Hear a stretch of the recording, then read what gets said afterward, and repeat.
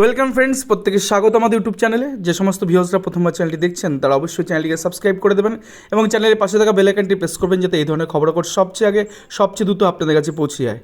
তো গতকাল আমরা দেখলাম স্কুল সার্ভিস কমিশনে 2016 সালের যে ফার্স্ট এসএলএসটি এবং থার্ড আরএলএসটি যে 25,000 সংখ্যক শিক্ষক এবং শিক্ষাকর্মী নিয়োগ হয়েছিল, সেখানে সুপ্রিম কোর্ট ডিভিশন বেঞ্চের যে চাকরি বাতিল মামলা, অর্থাৎ 25,000-এর যে চাকরি বাতিল টোটাল প্যানেলটাকেই বাতিল করে দিয়েছে ডিভিশন বেঞ্চ, কলকাতা হাইকোর্টের ডিভিশন স্পেশাল ডিভিশন বেঞ্চ। সেটাকে চ্যালেঞ্জ করে সুপ্রিম কোর্টে যে মামলার শুনানি গতকাল হয়েছে, সেখানে রাজ্য সরকার, মধ্যশিক্ষা পর্ষদ, স্কুল সার্ভিস কমিশন, সেই সাথে বিবাদী পক্ষের আর্গুমেন্ট হয় এবং প্রধান বিচারপতির গঠিত 3 সদস্যের বেঞ্চে মামলার হিয়ারিং হয় এবং সেখানে বেশ কিছু একাধিক জিনিস উঠে আসে। কিন্তু তাজ্জব বিষয়, যোগ্য চাকরিহারাদের কোনো এসএলপি কিন্তু দায়ের হলো না সঠিক সময়ের মধ্যে এবং প্রথম দিন কিন্তু শুনানিটা হয়নি। সেক্ষেত্রে রাজ্য সরকার যেটুকুর জন্য সুপ্রিম কোর্টের দ্বারস্থ হয়েছে, অর্থাৎ এই ক্যাবিনেট যাতে, পুরো ক্যাবিনেটটা যাতে সিবিআই ইন্ট্রোগেশনের মধ্যে না পড়তে হয়, ভোটের মধ্যে যাতে তুলে না নিয়ে যায়, তার জন্য কিন্তু এই যে সুপারনিউরি পোস্ট ক্রিয়েশন হয়েছিল সেই জায়গা থেকে তারা কিন্তু সেই অংশটি স্টে নিয়ে চলে এসছে। যাই হোক, আমরা 10টি কারণ দেখে নেব। নাম্বার 1, প্রধান বিচারপতির একটা বড় কোশ্চেন এটা ছিল যে চাকরি যাওয়া প্রায় 25,000 শিক্ষক এবং শিক্ষাকর্মীদের মধ্যে যারা বেতন বেআইনিভাবে চাকরি পেয়েছেন তাদের কী করে আলাদা করা সম্ভব। দারুণ কোশ্চেন, প্রধান বিচারপতি কালকে এটা করেছেন। তো সেক্ষেত্রে দেখুন, এক্ষেত্রে এটা ঠিক, এটা অ্যাডমিটেড ফ্যাক্ট যে এসএসসির কাছে এসএসসি ওএমআর শিট পুড়িয়ে ফেলেছে বা নষ্ট করে ফেলেছে। সেক্ষেত্রে তাদের কাছে স্ক্যান কপি তাদের সার্ভার থেকে উদ্ধার হয়নি, অর্থাৎ স্ক্যান কপি তারা না রেখেই ওএমআর শিটটা পুড়িয়েছে। এটা অ্যাডমিটেড ফ্যাক্ট। কিন্তু এখানে যেটা দরকার সেটা হচ্ছে সিঙ্গেল বেঞ্চের শুনানিকালীন সিঙ্গেল বেঞ্চের জাস্টিস অভিজিৎ গাঙ্গুলি কোঅর্ডিনেট বেঞ্চে অর্ডার দিয়েছিলেন ওই ওএমআর শিটগুলোর রেসপেক্টে যে ওএমআরগুলোকে সিবিআই প্রোভাইড করেছে এসএসসিকে, অর্থাৎ যে ওএমআর শিটগুলো পবন বনসাল গাজিয়াবাদের যে নাইসার যে অধিকর্তা, এক্স অধিকর্তা, তার বাড়ি থেকে যেটা পাওয়া গেছে যে 3টে হার্ড ডিস্ক, তার বেসিসে সেখানে যে ওএমআরগুলো পাওয়া গেছে সেটা 65 এভিডেন্স অ্যাক্টের ভিত্তিতে সিঙ্গেল বেঞ্চ মান্যতা পেয়েছিল। তার বেসিসেই বেতন ফেরত এবং এই অযোগ্যদের বাদ দেওয়ার কথা বলেছিলেন এবং সেই মোতাবেক স্কুল সার্ভিস কমিশন সেই এভিডেন্সের ভিত্তিতেই কিন্তু এদেরকে বাদ দেয় এবং এটা admissible for the division bench, special division bench, সেখানেও কিন্তু এটা অ্যাডমিটেড ফ্যাক্ট ছিল। তো নিরপেক্ষ সিবিআই তদন্তের স্বার্থে তারা ওএমআর শিট উদ্ধার করেছে, স্ক্যান কপি এবং মিরর ইমেজ। তো এগুলো কিন্তু কোর্টে কিন্তু অ্যাকসেপ্টেবল, অর্থাৎ কোর্ট কিন্তু এগুলো গ্রহণযোগ্যতা বা মান্যতা দিয়েছে। সেই সাথে এখান থেকে তাহলে কোর্ট মান্যতা দিলে কে ভালো কে খারাপ, কে যোগ্য কে অযোগ্য ওএমআর শিট থেকে ছাঁটাই বাছাই করা সম্ভব। তো এক্ষেত্রে স্কুল সার্ভিস কমিশন যদি দায়িত্ব নেয় তাহলে এটা কিন্তু করা সম্ভব। দেন তার সাথে এক্সপায়ার্ড প্যানেল, অর্থাৎ প্যানেল এক্সপায়ারি হয়ে যাওয়ার পর 2019 সালে যখন প্যানেল এক্সপায়ারি হয়ে গেল, তার পরবর্তীতে যাদের অ্যাপয়েন্টমেন্ট মানে ইস্যু হয়েছে সেগুলোকে বাদ দিলেই মোটামুটিভাবে এই 25,000 থেকে যোগ্য বাচ্চাটা কিন্তু সুপ্রিম কোর্টের প্রধান বিচারপতি এবং তার প্রধান বিচারপতির যে বেঞ্চ সেটা যদি একটু মানবিকতার দিক থেকে দেখে বা হিউম্যানিটির দিক থেকে দেখে, তাহলে কিন্তু এই যাত্রায় 25,000 শিক্ষক শিক্ষিকার মধ্যে যোগ্য অযোগ্য আইডেন্টিফাই হয়ে যাবে এবং চাকরিটা পুনরায় কিন্তু ফেরত পাওয়া যেতে পারে। তো এই যে কোশ্চেন আমার অনেক কালকে তোলপাড় পড়ে গেছে, তার উত্তর কিন্তু এইভাবে দেওয়া সম্ভব। নিরপেক্ষ সিবিআই তার দেওয়া ওএমআর শিটের রিপোর্টের ভিত্তিতে স্কুল সার্ভিস কমিশন তারা কিন্তু ওএমআর শিট ওয়েবসাইটে প্রকাশ করে যাদের চাকরি বাতিল হয়েছে 0 থেকে 53 গল্পগুলো। তো এক্ষেত্রে অ্যাডমিসেবল হচ্ছে এই সমস্ত ওএমআর শিট। তো এটা কিন্তু কোর্ট, সিঙ্গেল বেঞ্চ বা কোঅর্ডিনেট বেঞ্চ এবং পরবর্তী ক্ষেত্রে যে ডিভিশন বেঞ্চে চাকরি বাতিল হচ্ছে সেখানেও কিন্তু গ্রহণযোগ্যতা দিয়েছে। তার বেসিসে এই 12% পার অ্যানাম কিন্তু তাদেরকেই ফেরত দিতে হচ্ছে যারা কিন্তু এরকমভাবে ওএমআর ম্যানিপুলেশন করছে। তো ওএমআরটা কিন্তু গ্রহণযোগ্যতা পেয়েছে। তো সেটা দিয়ে সুপ্রিম কোর্ট মেনে নেয় তাহলেই তো এখানে যোগ্য অযোগ্য অনেকটা অংশ কিন্তু বাঁচা সম্ভব হবে। যাক, আমরা চলে আসবো সেকেন্ড কোশ্চেনে।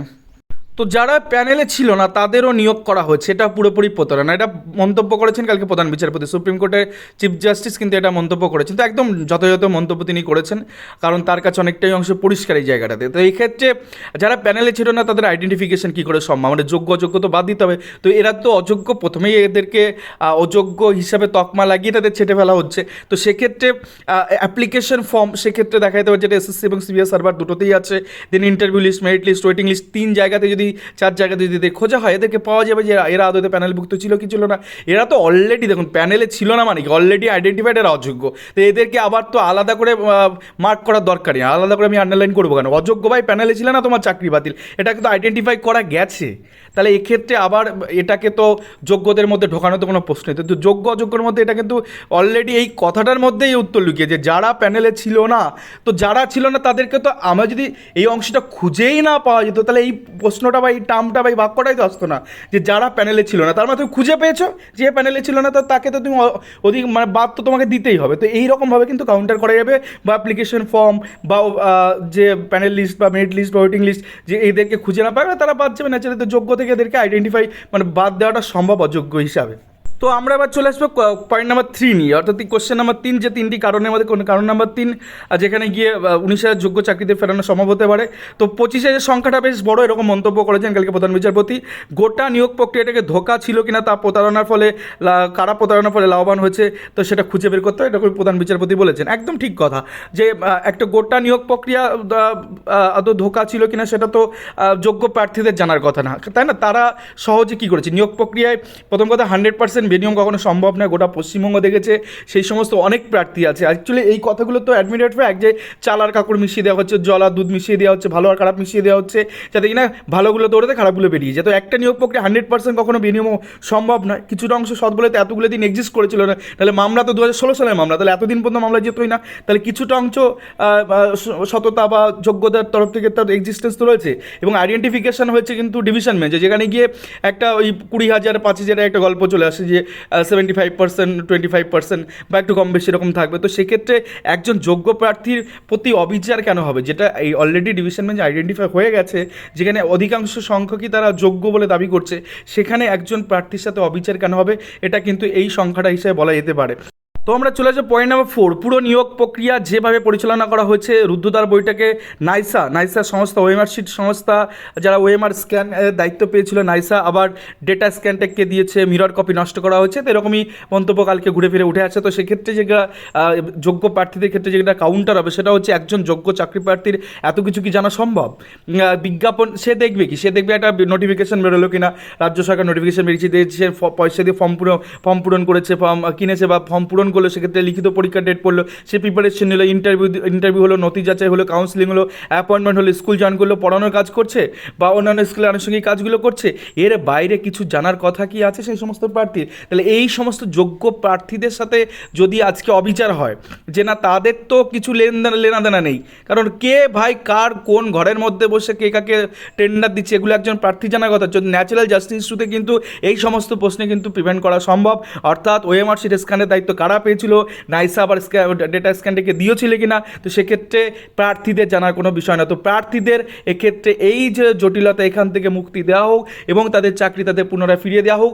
যদি তাদের যোগ্যতা নিয়ে কোনো প্রশ্ন থেকে থাকে, তাহলে সেগুলো আইডেন্টিফিকেশন হোক, তাদের নাম্বার, তাদের মেরিট। যাই হোক, এবার আমরা যে বিষয় নিয়ে কথা বলছি, যেগুলো তুলে ধরা উচিত, এই যে সুপ্রিম কোর্টের যে মামলা চলছে, এক্ষেত্রে যেই জিনিসগুলো গতকাল যোগ্য চাকরিহারাদের তরফ থেকে তোলাই হয়নি, কারণ তাদের কোনো এসএলপি এখনও পর্যন্ত অ্যাডমিট হয়নি। তো সেক্ষেত্রে আশা করি সোমবার একাধিক এসএলপি দায়ের হবে এবং সেক্ষেত্রে সেগুলো অ্যাডমিট হবে এবং তাদের বক্তব্য যথারীতি শোনা হবে। তো সেক্ষেত্রে প্রথমে যে বিষয়টা নাম্বার 5 হিসেবে তোলা দরকার, সেগুলো বাক কমিটি। কারণ বাক কমিটি মানে এটা একটা ছোটো রোল প্লে করেনি, একটা কমিটি, একটা কমিশন। তখনই একটা কমিশনে প্রথম ভাষাভিত্তিক কমিশন একটা গঠন হয়েছিল, তার বেসিসে একটা ভাষাভিত্তিক রাজ্য কিন্তু গঠন হয়েছিল, তাই না? তো ভাষাভিত্তিক কমিশন, প্রত্যেকটা কমিশন খুব গুরুত্বপূর্ণ রোল প্লে করেছে। ইতিহাস ঘাটলে এই কমিশনগুলো গুরুত্ব খুবই। তো এই যে বাক কমিটি, যে রঞ্জিত কুমার বাঘের নেতৃত্বে যে কমিটি গঠন হয়েছিল, এই কমিটিকে তুলে ধরতে হবে চাকরিহারাদের, যে দেখুন এই কমিটি এতদিন ধরে এত জিনিস, এক্সপায়ারি অফ দ্য প্যানেল, দেন কতজন অযোগ্য ঢুকেছে তাদেরকে ইন্ট্রোগেশন করেছে, এটা অনেক দিন ধরে চলেছে। সুপ্রিম কোর্টকে বলতে হবে যে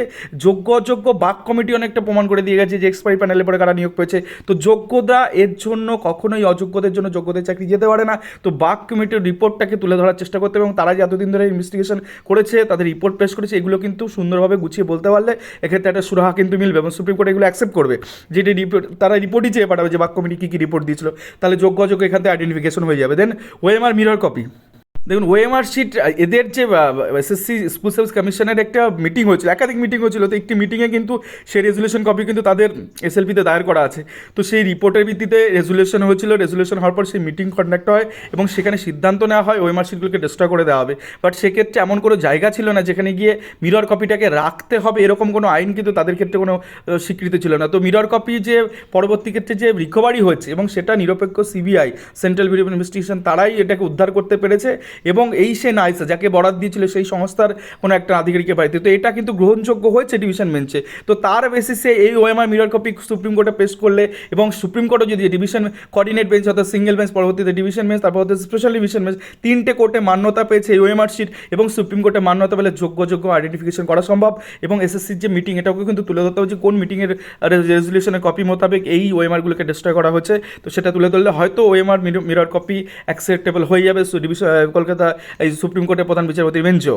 দেন চলে আসবে পরের পয়েন্ট 7 নম্বর, হাইকোর্টের এখতিয়ার। এই যে চাকরি বাতিলের যে অর্ডার হাইকোর্ট দিয়েছে স্পেশাল ডিভিশন বেঞ্চ, এক্ষেত্রে অ্যাপয়েন্টমেন্ট ইস্যুইং অথরিটি কিন্তু হাইকোর্ট নয়। হাইকোর্ট কিন্তু কাউকে চাকরি দিতে পারে না, যদিও সোমা দাসের ক্ষেত্রে আলাদা একটা ব্যতিক্রম রয়েছে, হিউম্যানিটির দিক থেকে, মানবিকতার দিক থেকে দিয়েছে, সেটা আলাদা বিষয়, সেটা প্রধান বিচারপতি গতকাল মন্তব্য তুলেছেন যে এই ক্ষেত্রে এইগুলোকে সিম্প্যাথিক্যাল গ্রাউন্ডে নিতে হবে। যে সোমা দাসের যদি সামান্য এই সমস্যার জন্য বা এই মেজর সমস্যার জন্য যদি হয়ে থাকে, তো এরকম কিন্তু এই 25,000 19,000 যোগ্য প্রার্থীর মধ্যে এরকম অহরহ আছে, লোনের ব্যাপার রয়েছে, সংসার চালনার ব্যাপার রয়েছে, এইগুলোকে সিম্প্যাথিক্যাল গ্রাউন্ডে তুলে ধরতে হবে। মানবিকতার দিক থেকে এই চাকরিগুলোকে কিন্তু বাঁচানো এই সোমা দাসের গ্রাউন্ডে কিন্তু বলতে হবে। এবং হাইকোর্টের এখতিয়ার নেই তাদের, কারণ হাইকোর্ট তো চাকরি দেয়নি, চাকরি দিয়েছে school service commission, appointment letter হাতে ধরেছে মধ্যশিক্ষা পর্ষদ, তাহলে এরাই এগুলোকে বাতিল করবে। তো হাইকোর্ট কী করে তার এখতিয়ারের বাইরে গিয়ে চাকরি বাতিল করবে? এই ছোটো ছোটো পয়েন্টগুলোকে তুলে ধরলে কিন্তু এর থেকে এটা সুরাহা বা বিহিত কিন্তু সুপ্রিম কোর্টের প্রধান বিচার ডিভিশন বেঞ্চ কিন্তু কিছু না কিছু একটা ব্যবস্থা অবশ্যই করবেন। এরপর চলে আসি স্কুল সার্ভিস কমিশনের রুল 17 প্রয়োগ করা, ভীষণ ইম্পর্টেন্ট। 9, 10, 11, 12 ক্ষেত্রে রুল 17 প্রয়োগ করা, মানে প্রয়োগ করেছে কোঅর্ডিনেট বেঞ্চ বা single bench justice Abhijit Ganguly অর্ডারকে কিন্তু কমপ্লাই করার জন্য এই সিঙ্গেল বেঞ্চ কিন্তু প্রথমে তালিকা প্রকাশ করে এবং তাদেরকে কিন্তু রিমুভ করা হয়, অর্থাৎ তাদের রেকমেন্ডেশন কিন্তু উইথড্র করা হয়। তো সেগুলো কিন্তু অলরেডি রয়েছে। তো রিকমেন্ডেশন এগুলো রুল 17 তারা প্রয়োগ করেছে এবং এক্ষেত্রে সিঙ্গেল বেঞ্চ কিন্তু আইডেন্টিফাই করেছিল সেই সমস্ত অযোগ্যদের যারা দুর্নীতি করে বা ওএমআর শিট ম্যানিপুলেশন করে চাকরি পেয়েছে। তো সেই ওএমআর বেসিসে এদেরকে যদি আইডেন্টিফাই করে সিঙ্গেল বেঞ্চে বাদ দিতে পারে এবং চাকরি ফেরানোর এবং টাকা ফেরানোর কথা যদি বলতে পারে, তাহলে এক্ষেত্রে তো অ্যাডমিটেড ফ্যাক্ট এবং সেগুলো এসএসসি কমপ্লাই করেছে এবং যতবারই মানে বলেছে ততবারই এক একটা CD 9, 10, 11, 12 ক্ষেত্রে প্রয়োগ করা হয়েছে। তো এইগুলোকেই তুলে ধরতে হবে সুপ্রিম কোর্টে, এগুলো যে রুল 17 কিন্তু এসএসসি প্রয়োগ করেছে এবং তাদের চাকরি বাতিল করেছে। আর প্রয়োজন ওএমআর শিট পুনর্মূল্যায়ন, এই যে যদি কোনো কিছু একদম হারানোর মানে যদি একেবারে সবটুকুই চলে যায়, দেন সেক্ষেত্রে বলতে ওএমআর শিট 3টে কোর্টে অ্যাডমিসিবল হয়েছে। তো সেক্ষেত্রে পুনর্মূল্যায়নও যদি করা সম্ভব হয়, অর্থাৎ সেই সমস্ত ওএমআর শিটে পুনর্মূল্যায়ন করেও যদি সেগুলো কিছু করা সম্ভব হয়, তাহলে সেটাও করতে হবে। যদি একদম পুরোপুরি একদম নেগেটিভ চলেছে একদম শেষ পর্যন্ত, তখন সুপ্রিম কোর্টে কনভিন্স করতে হবে এই মর্মে যে এই ওএমআর শিটগুলো অ্যাডমিসেবল এবং নিরপেক্ষ সিবিআই তদন্তের স্বার্থে এগুলো তারা এগুলোকে খুঁজে পেয়েছে। তো হিউম্যানিটি মানবিকতার দিক থেকে এই ওএমআর শিটগুলোকে অ্যাডমিসিবল করে, যেমনভাবে single bench, division bench, special division bench করেছে, সেই অর্থে এগুলোকে করে পুনর্মূল্যায়ন করে যাতে নতুন একটা প্যানেল হোক, তাহলে আমাদের যোগ্যদের কিন্তু অধিকাংশই কিন্তু এক্ষেত্রে রক্ষা পাবেন। তো এইভাবে করা যেতে পারে। আর এর সাথে যেটা জিনিসটা করতে হবে, 10 নম্বর, এসএসসি অফিসে এই বৃহস্পতিবার ঘেরাও অভিযান চালাতে হবে। কারণ এসএসসি কিন্তু তারা গতদিন বলেছে সুপ্রিম কোর্টে যে আমাদেরকে সময় দেওয়া হোক, আমরা এই যে যোগ্যকে আমরা আইডেন্টিফাই করে আপনাদের সামনে পেশ করতে, এটাকে ইমিডিয়েট ওএমআর শিট প্রকাশ করা থেকে শুরু করে তাদের উপর চাপ সৃষ্টি করে এখন থেকে তারা এটা রেডি রাখে, সুপ্রিম কোর্ট বলা মাত্র যেন সঙ্গে সঙ্গে এটা পেশ করে দিতে পারে। তো এই 10টি পয়েন্ট যদি ঠিকঠাক করে করা সম্ভব হয়, অর্থাৎ এসএসসিকে চাপ সৃষ্টি করে তাদের থেকে এই জিনিসটা কাজ আগের থেকে করিয়ে রাখা, এবং এই যে বাকি 9টা পয়েন্ট, এই সমস্ত পয়েন্টগুলোকে আপনাদের যারা অলরেডি দিল্লিতে আছে, দিল্লিতে তো একটা সংখ্যা আছে, তারা তাদের কাজ করছে, বাকিরা যারা কলকাতাতেই আছে বা কলকাতা সারাউন্ডিং জেলাগুলোতে রয়েছে, তাদের একত্রিত হয়ে কিন্তু এই মুহূর্তে এসএসসি অফিসে কিন্তু চাপ সৃষ্টি করতে হবে বা দেখা করতে হবে, তাহলে এই জিনিসটার সমাধান ঘটবে। তাই যাই হোক, এই ছিল আজকে ভিডিওটি ভালো লাগলে অবশ্যই চ্যানেলকে সাবস্ক্রাইব করুন এবং লাইক শেয়ার কমেন্ট করে চ্যানেলটির সঙ্গে ধন্যবাদ সকল।